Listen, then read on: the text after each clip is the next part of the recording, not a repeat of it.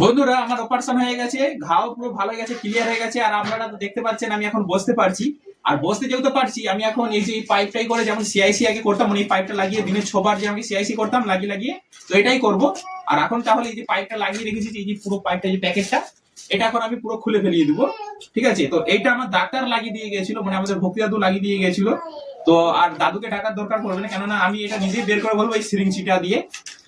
এটা লাগাতে আমি পারিনি, কিন্তু আমি এটা খুলতে পারি, তো আমি নিজেই এখন খুলে নেবো এটা। দেখুন এই যে এই জায়গাটায়, এই যে ক্যাথেটারটা আছে, এই যে ক্যাথেটারটা এই জায়গাটায়, এই যে এটা দিয়ে এই জায়গাটায় লাগাতে হবে। জলটা পুরো বের করি, ধরো এই যে লাগিয়ে দেবো, লাগিয়ে দিয়ে তারপরে টানলেই আসবে বেরিয়ে। এই যে টানছি জলটা বেরিয়ে আসবে, প্রচন্ড শক্ত। দাঁড়াও, এই দেখো টানছি বেরিয়ে আসবে, প্রচন্ড শক্ত।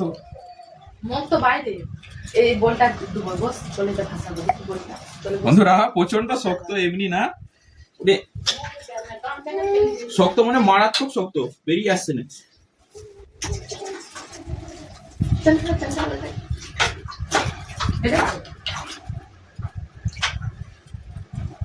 হচ্ছে না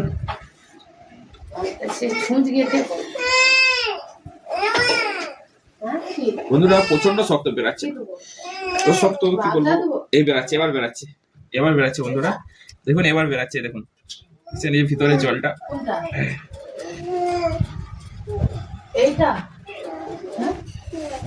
যে বেরাচ্ছে, প্রচন্ড শক্ত। ধরে রাখতে হচ্ছে, আস্তে আস্তে জলটা বেরিয়ে আসতেছে।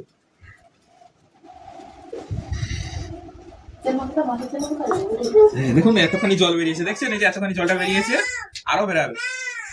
বন্ধুরা আপনারা কে কি ভাববেন আমি জানি না, কিন্তু আমি ভিডিওটা বানাচ্ছি, আসলে এটাই বাস্তব সত্য। আমি এইভাবে ইউরিন করি, যেহেতু আমার সেন্স নেই, কিছু বুঝতে পারি না, তাই আমাকে এইভাবে ক্যাথেটারে করতে হয়। দেখছেন বন্ধুরা, এই যে জলটা এতখানি বেরিয়েছে, এটাকে নিচে ফেলে দিচ্ছি। এটা পেচ্ছাপ না, এটা হচ্ছে সেলাইন ওয়াটার, ঢুকানো থাকে। ঠিক আছে, তো এটা আমি ধুয়ে আবার রেখে দেবো, আবার কোনোদিন যদি কাজে লাগে। আর এটাকে এখন এবার এমনি টানলেই বেরিয়ে চলে আসবে, দেখুন এটা আস্তে আস্তে বেরিয়ে চলে আসতেছে, দেখছেন এই যে বেরিয়ে চলে এসেছে। এই জলটা বের করলে তবে বেরিয়ে আসে, না হলে বেরিয়ে আসবে না, কেননা এই জায়গাটা একটা বেলুনের মতো খুলে থাকে ইয়ার।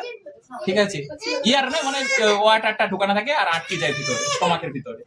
বের করে দিলাম, তো অনেকদিন হয়ে গেছে, এটা বের করে দিলাম, কেন এটা আর লাগিয়ে রাখা চলবে না, না লাগিয়ে রাখলে ইনফেকশন হবে, তাই খুলে বের করে দিলাম।